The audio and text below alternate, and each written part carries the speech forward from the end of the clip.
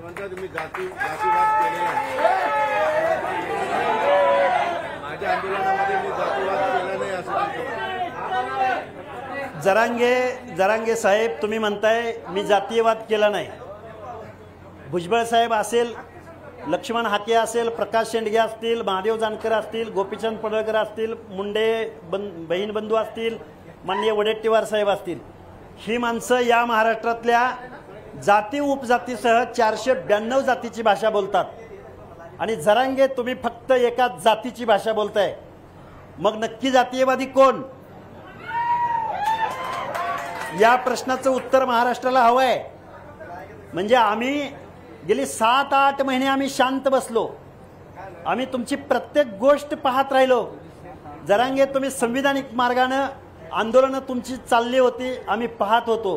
पण जरांगे तुम्ही बीड शहर जाळलं, टार्गेट करून ओबीसी नेत्यांना बदनाम केलं, हॉटेल जाळली, घरं जाळली लोकप्रतिनिधींची. आणि जरांगे जातीयवाद नक्की कोण करतंय? ओबीसी समाजाने एकत्रित यावं, नेत्यांनी एकत्रित यावं, पण आमच्या नोंदी रद्द करा म्हणून नाहीतर मग आम्ही उभे राहू. म्हणजे काय तुम्ही खाडाखोड करून नोंदी तयार करणार का? मी माझं उपोषण सुरू झालं त्या दिवसापासून अर्लियर करेक्शन आत्ता माझ्याकडे पुरावे तुम्हाला दाखवायचं म्हणलं तर पेनानं खोडलेले, नावाच्या पुढं कू, नावाच्या मागं कू. इथल्या सगळ्या स्क्रुटिनी करणाऱ्या अधिकाऱ्यांना, म्हणजे जात पडताळणी अधिकाऱ्यांना आणि जात प्रमाणपत्र इश्यू करणाऱ्या सगळ्या अधिकाऱ्यांना माझे हात जोडून कळकळीची विनंती आहे. या बोगस नोंदी आणि या बोगस नोंदी संदर्भात महाराष्ट्राचे मुख्यमंत्री आणि सर्व मंत्रिमंडळाला माझी विनंती आहे. तुम्ही एक जात प्रमाणपत्र जर कॉमन मॅननं जर काढलं तर त्याला 2 वर्षापासून 6 वर्षापर्यंतची त्याला सजा देता. तुम्ही जर लाखो सर्टिफिकेट जर बोगस डॉक्युमेंटच्या द्वारे काढत असाल आणि गव्हर्नमेंटच्या संरक्षणात काढत असाल तर मग या ओबीसीनी आरक्षण संपलं असं समजायचं का? लॉ म्हणजे न्याय व्यवस्थेला सुद्धा ही माझी विचार नाही. आणि जात पडताळणी आणि जात प्रमाणपत्र इश्यू करणाऱ्या या स्वायत्त संस्था आहेत त्यांना सुद्धा माझी कळकळीची विनंती. आम्ही कोर्टात गेलोय, आमच्या 80 लाख हरकती आहेत, त्याच्याबद्दल आम्हाला श्वेतपत्रिका म्हणजे काय म्हणणं आहे शासनाचं याचं आम्हाला उत्तर हवं आहे. ओबीसीचं फक्त 14% आरक्षण आहे, वरचं आरक्षण काढून घ्या ही मागणी सुद्धा त्यांनी केली. 14% आरक्षण कुणी ठरवलं? मंडल कमिशन. कुणी ठरवलं?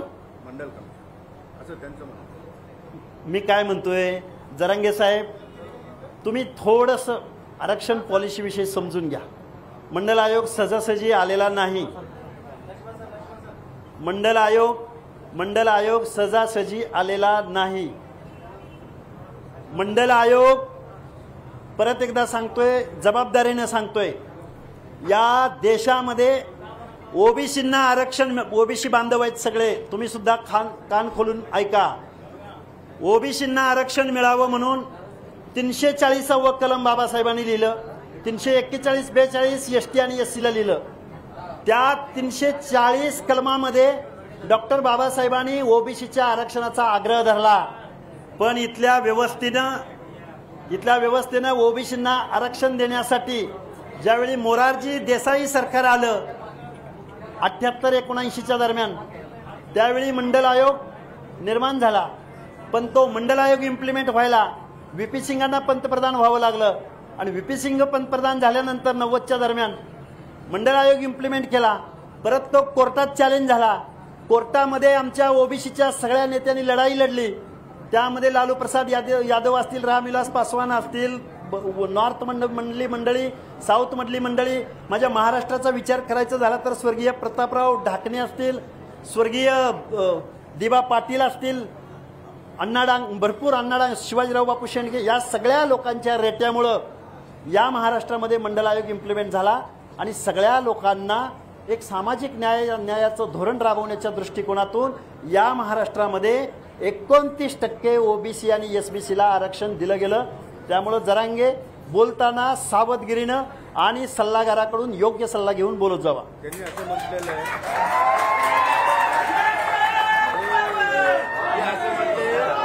ओबीसी समाज आणि ओबीसी नेते किती एकत्रित येऊ द्या, मी एकटा पट्ट्या येतो उभा म्हणून त्यांनी दंड ठोकला. काय ओबीसी समाज किती एक आला, नेते किती एक जरी आले, तर मी एकटा मराठ्याचा इथं पठ्य आहे आणि त्यांनी दंड ठोपडलं तुमच्यावर. या देशामध्ये आणि लोकशाहीमध्ये मोठ्या मोठ्या लोकांची इथल्या जनतेने जिरवलेली आहे.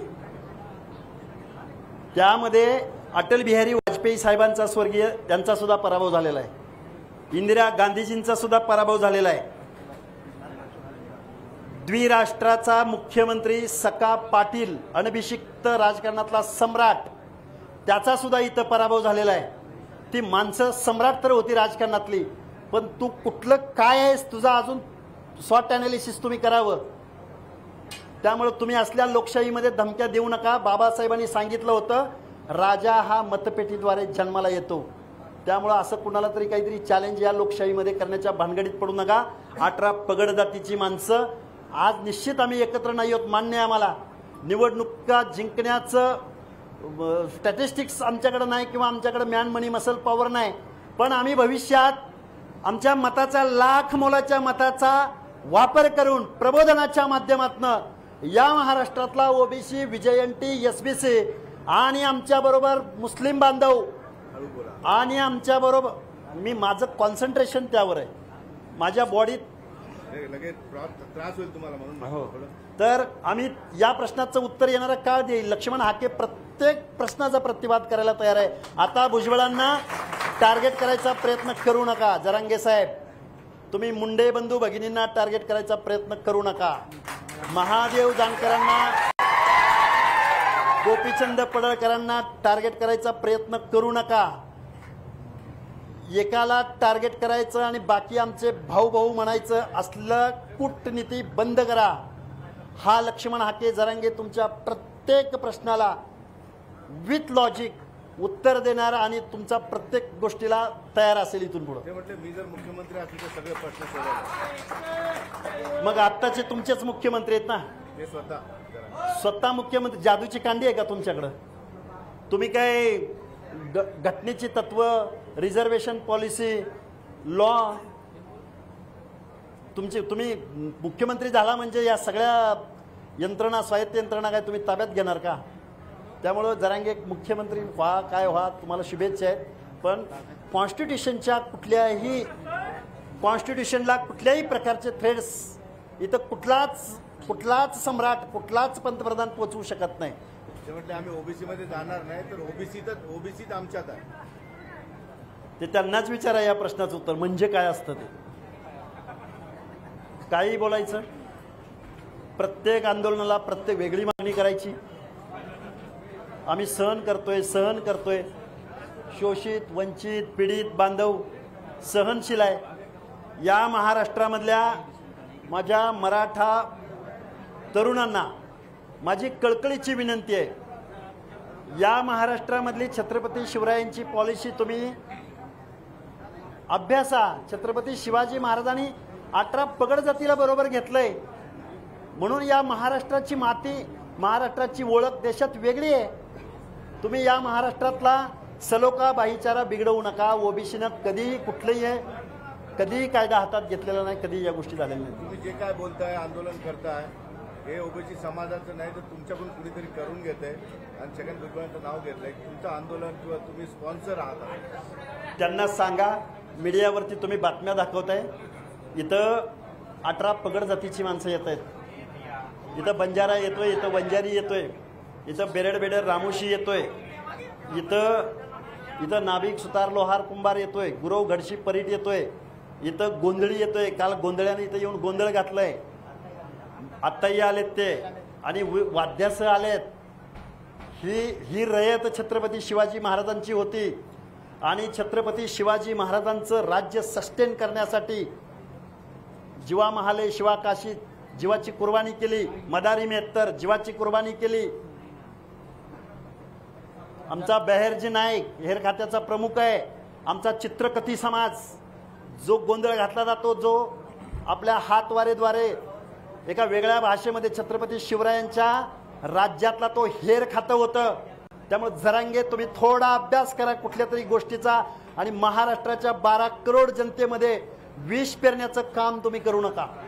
तुमचं म्हणणं आहे आम्हाला जातीय तेढ निर्माण करायची नाही, मराठा ओबीसी मध्ये जातीय तेढ निर्माण करायची नाही, पण ओबीसी आंदोलन आम्हाला मजबूर करते ते करा. ओबीसीचं आंदोलन आत्ता सुरू झालंय, 9 दिवस झालं.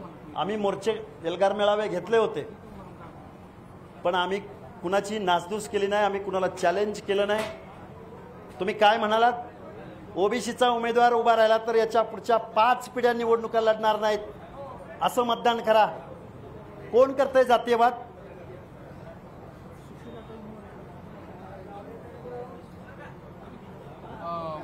मंडल आयोग चॅलेंज होऊ शकतो असा पुनरुच्चार त्यांनी केला. मंडल आयोग चॅलेंज करायला, अरे महाराष्ट्राची बात सोडून दे, तुला नॉर्थ आहे साऊथ आहे, नॉर्थ साऊथ मधल्या लोकांना अजून महाराष्ट्रात काय सुरू आहे माहिती नाही. मंडल आयोग चॅलेंज होणं एवढं सोपं वाटतं का? देशाचा पंतप्रधान राहील का जाग्यावर?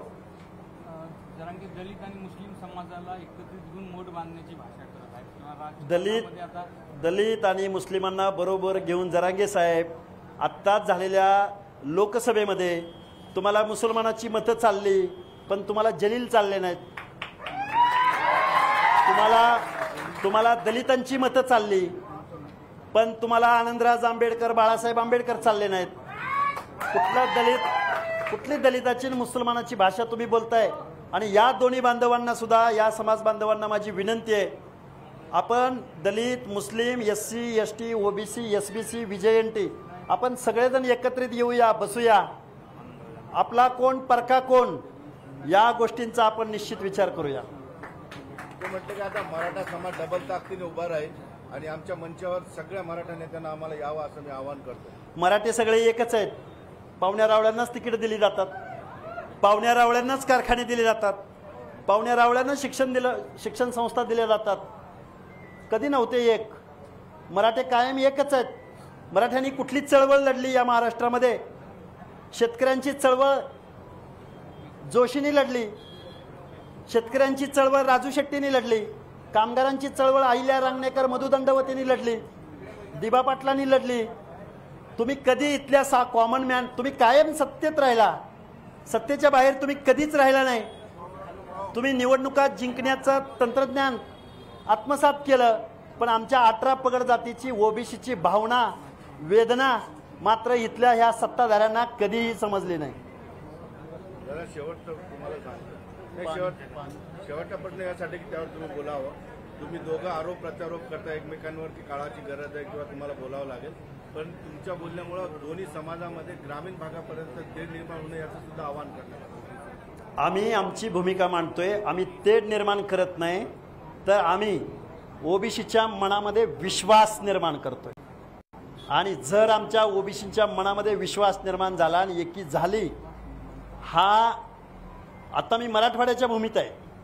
काही लोक म्हणतात की जालना, परभणी, बीडमध्ये ओबीसी जास्त आहे, पण मी जबाबदारीनं सांगतो की पश्चिम महाराष्ट्रामध्ये याच्यात बरोबरीनं ओबीसी आहे. पश्चिम महाराष्ट्रातला जर ओबीसी VJNT जर एक झाला आणि जागा झाला तर जरांगे राजकारण नावाची गोष्ट तुम्ही विसरून जा.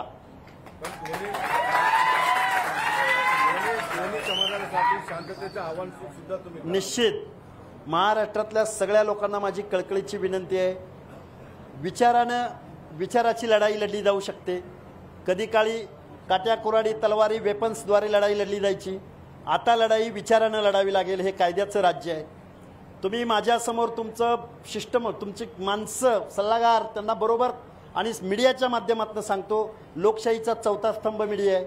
मीडियानं एक मीटिंग अशी ऑर्गनाईज करावी की त्यांच्या बी 4 लोकांना, मी एकटा म्हणण्यापेक्षा मी तज्ज्ञ आहे, तत्त्वज्ञ आहे असं नाही मला म्हणायचं, पण त्यांनी कधीतरी यावं, चर्चेला बसावं. प्रत्येक गोष्टीवर सोल्युशन आहे. मराठा बांधवाच्या तरुणांसाठी सुद्धा सोल्युशन आहे. पण मागासवर्गीयांच्या आरक्षणामध्ये तुम्हाला आरक्षण मिळालं म्हणून तुमची गरिबी हटल, हे कुणी सांगितलंय तुम्हाला?